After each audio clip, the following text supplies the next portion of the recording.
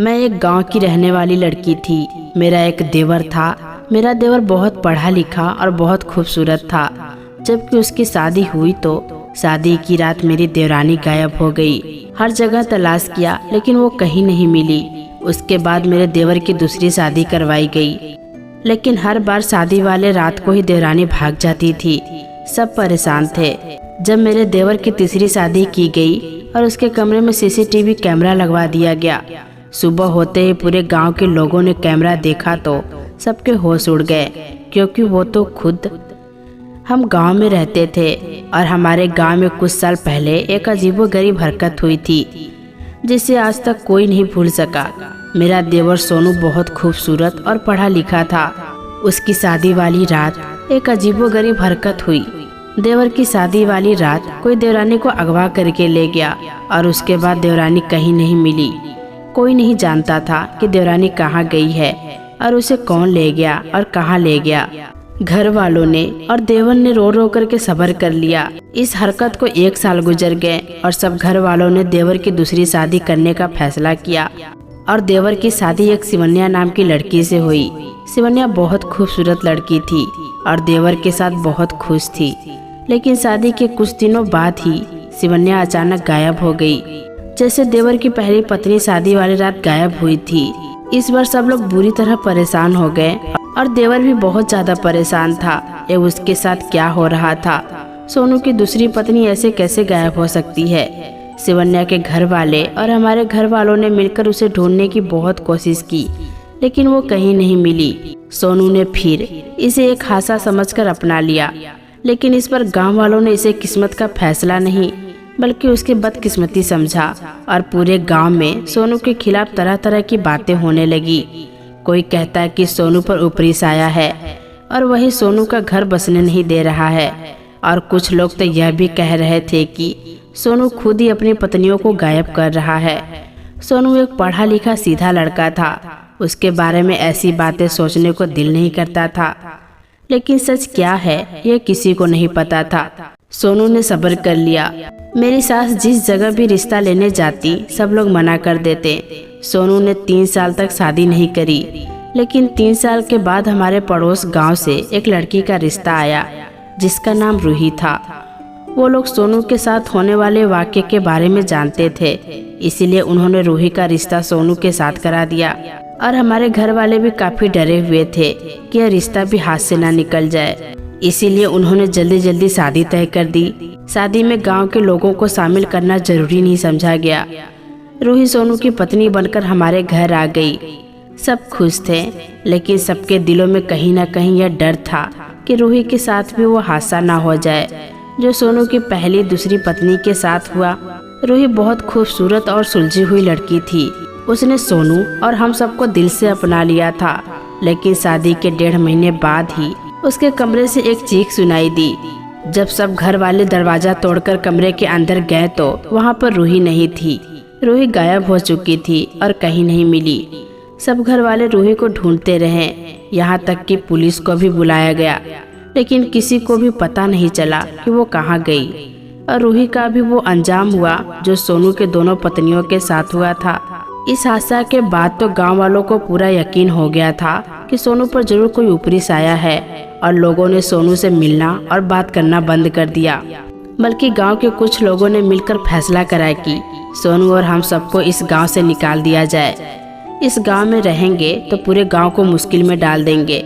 हम सबको इस गांव से निकाल दिया गया था। हमने एक नए गांव में अपना घर ले लिया और वहीं अपने घर में रहने लगे। हम जिस गांव में शिफ्ट हुए थे उस गांव में एक रुंझुन नाम की लड़की रहती थी। लड़की तो नहीं कहा जा सकता था क्योंकि वो 35-36 साल की थी, लेकिन वो इतनी खूबसूरत थी कि 24 साल की लगती थी। खूबसूरत होने के साथ साथ तेज तराक भी थी। रुंझुन और सोनू की कहानी बिल्कुल एक जैसी थी।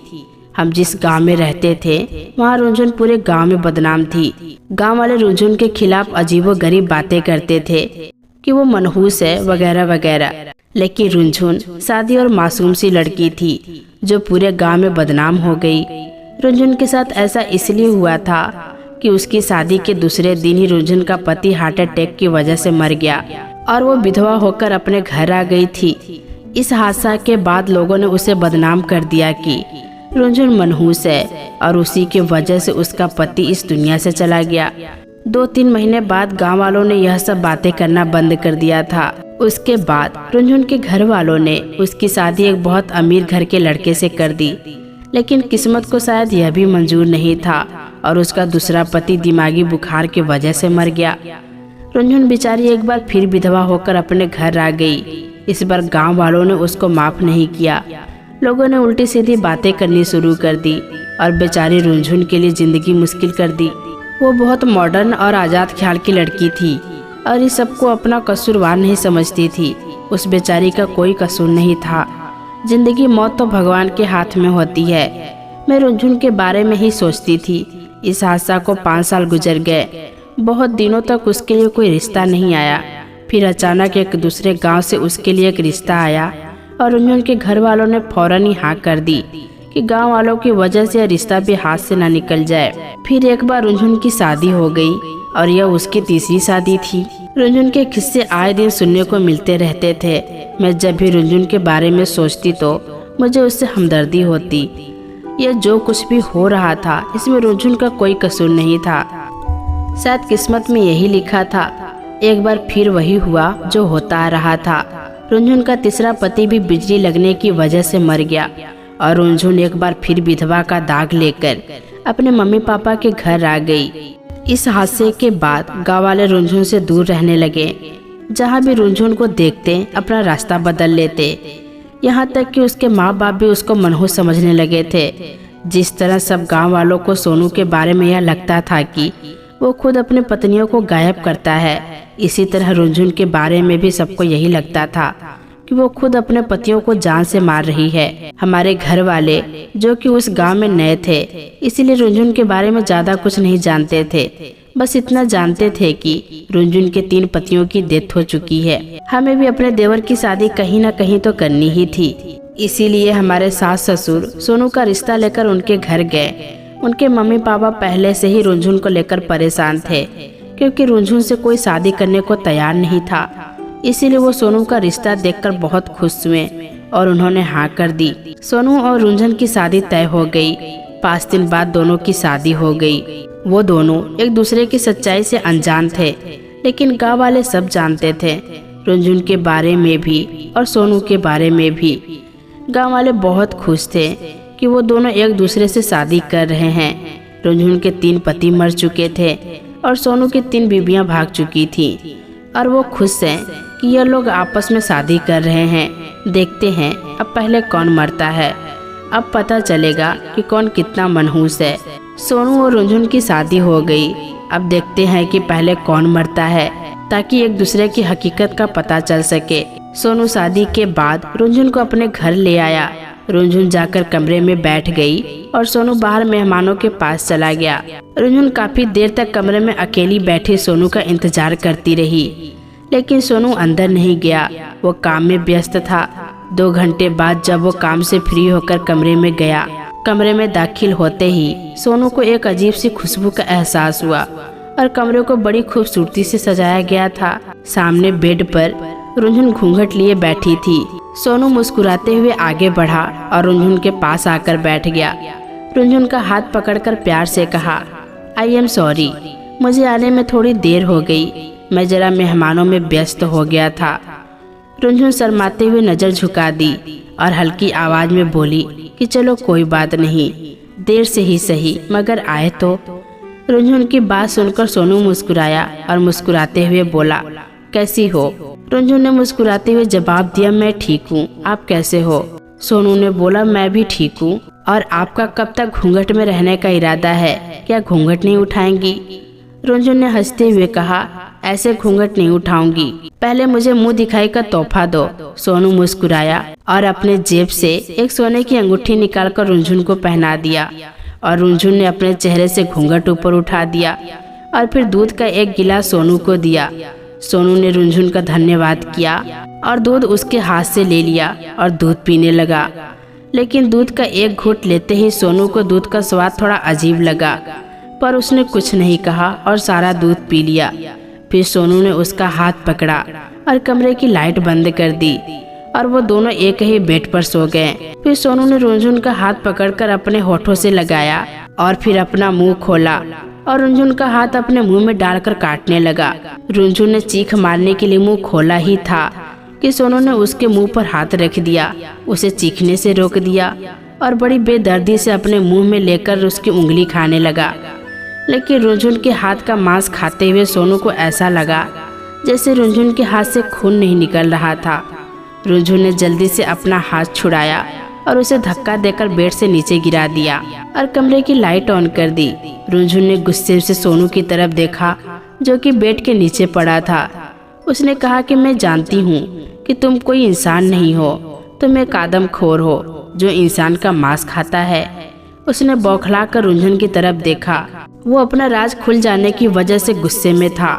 रुनझुन बोली, तुमने अपनी पिछली 3 पत्नियों को मार करके उनका मांस खाया है और उनकी लाशों को गायब कर दिया और लोगों को लगता है कि तुम पर ऊपरी साया है।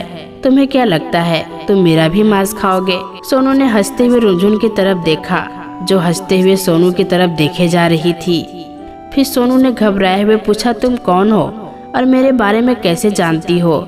रुनझुन घूरते हुए सोनू की तरफ देखी और कहने लगी, तुम सोच भी नहीं सकते कि मैं कौन हूँ, और अगर तुम्हें पता चल जाए कि मैं कौन हूँ तो तुम यहाँ रहने के काबिल नहीं रहोगे। सोनू रुनझुन की बातें सुनकर हैरान हुआ और काटते हुए बोला, तुम्हारे जिस्म से खून क्यों नहीं निकल रहा? देखो रुनझुन, मैं जानता हूँ कि तुम भी कोई इंसान नहीं हो, सच बताओ तुम कौन हो? रुनझुन जोर जोर से हंसने लगी। फिर उसने कहा कि तुमने ठीक समझा, मैं कोई इंसान नहीं हूँ, मैं एक डायन हूँ और आज तुम एक डायन के हाथों अपनी जिंदगी खत्म करने वाले हो। आज तक तुमने अपनी 3 पत्नियों को मारा है, लेकिन अफसोस आज तुम्हारी चौथी पत्नी के हाथों तुम्हारा कत्ल हो जाएगा। और फिर धीरे धीरे रुनझुन का रंग बदलने लगा। वो एक खूबसूरत लड़की से एक डायन का रूप ले चुकी थी। बड़े बड़े दांत बाहर आ गए, उसके मुंह से खून टपकने लगा। उसे देखकर सोनू एक पल के लिए डर गया और फिर संभल कर बोला कि अगर मैंने अपने 3 पत्नियों को मारकर उनका मांस खाया है तो तुम कौन सी दूध की धूली हो? तुमने भी अपने 3 पतियों को मार करके उनका खून पिया है, लेकिन याद रखना तुम मेरा खून कभी नहीं पी सकोगी। वो डायन सोनू की बात सुनकर हंसती हुई बोली, तो तुम्हें क्या लगता है कि मैंने तुमसे शादी तुम्हारी पत्नी बनने के लिए की है? मैंने तो शादी तुम्हारा खून पीने के लिए ही की है। जैसे मैंने अपने बाकी पतियों का खून पिया है, ऐसे ही मैं इंसान का खून पीकर ताकतवर डायन बन जाऊंगी। मेरे जिस्म में शैतानी ताकत आ जाएगी और आज तुम्हें मेरे हाथों कोई नहीं बचा सकता। सोनू गुस्से से खड़ा हुआ और रुनझुन उसे मारने के लिए आगे बढ़ी। सोनू ने रुनझुन को जोर से धक्का दिया और रुनझुन फर्श पर जाकर गिर पड़ी।